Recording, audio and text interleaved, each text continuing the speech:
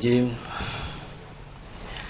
Innas salata kanat 'alal mu'minina kitaban mawquta. Sesungguhnya diwajibkan sembahyang kepada orang-orang beriman dengan ditetapkan waktu-waktunya. Jadi di sini saudara dan saudari yang dikasihi sekalian, Allah telah menetapkan waktu-waktu solat, iaitu 5 kali satu hari. Waktu pagi, iaitu terbitnya fajar shadiq, dan itu dipanggil waktu subuh. Dan sembahyang zuhur, iaitu apabila tergelincir matahari ke arah barat. Dan waktu asar, apabila bayang-bayang sama dengan benda. Dan waktu maghrib pula ialah apabila terbenamnya matahari. Manakala waktu Isya ialah apabila hilangnya warna merah di langit. Jadi waktu-waktu ini telah ditetapkan oleh Allah Subhanahu Wa Taala. Apabila dah ditetapkan, kita tak boleh mengubah-ubahnya. Kemudian kita diwajibkan pula untuk menyegerakan mengerjakan solat apabila sampai waktunya. A'udzubillah minasyaitanirrajim. Wa iza nudiya lis-salah min yaumil jum'ah fas'au ila zikrillah. Sadaqallahu azim. Apabila diseru supaya mengerjakan sembahyang Jumaat, segeralah kepada sembahyang Jumaat. Bersegera untuk mengingati Allah. Jadi di sini bukanlah semestinya sembahyang Jumaat sahaja.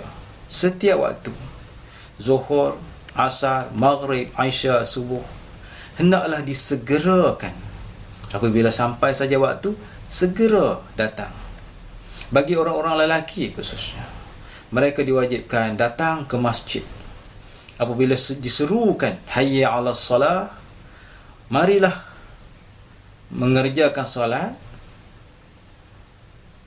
Hayya 'alal falah, marilah menuju kejayaan, iaitu kejayaan dunia dan akhirat. Kita datang ke masjid.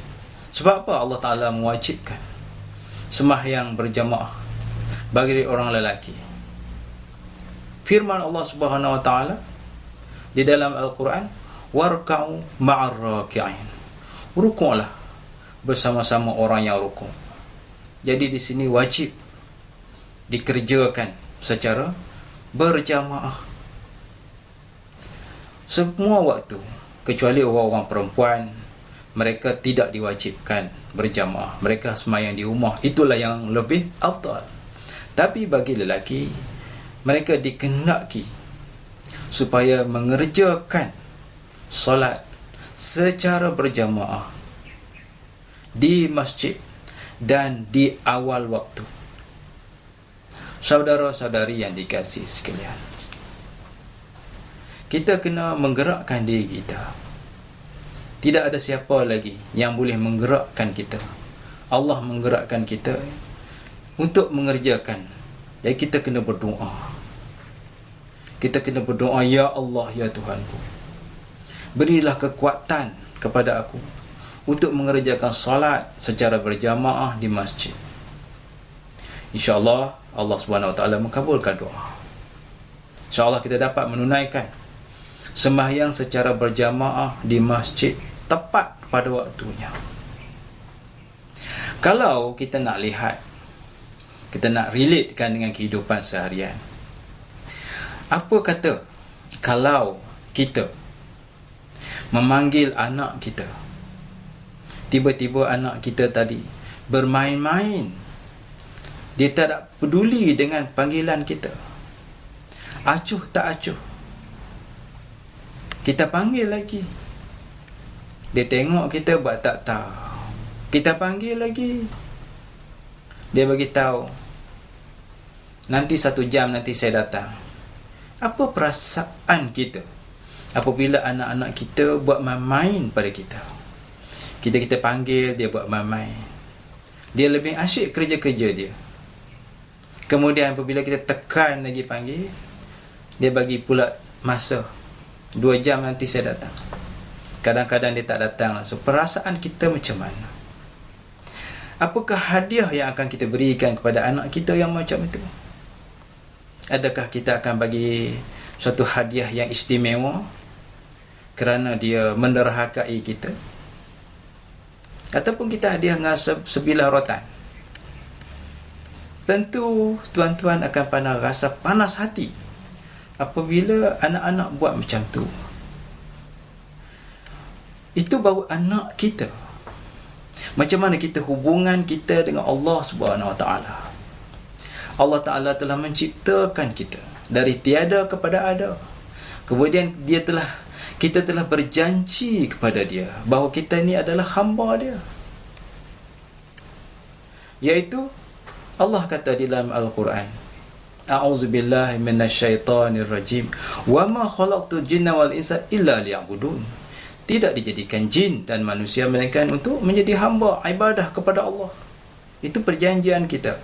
Perjanjian kita beribadah kepada Allah, menghamba diri kepada Allah.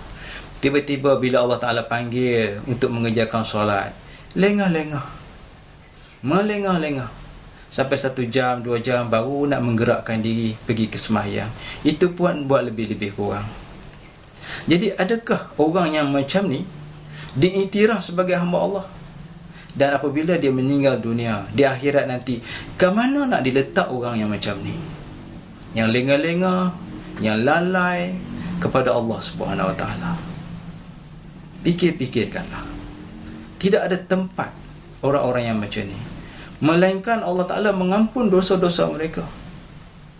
Kalau kita mohon ampun atas dosa-dosa kita yang lalu kerana kita cuai lalai, insya-Allah Allah Ta'ala mengampun.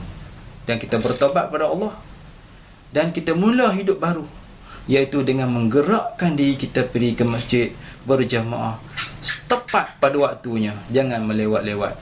Semoga insya-Allah Allah memberkati kita dunia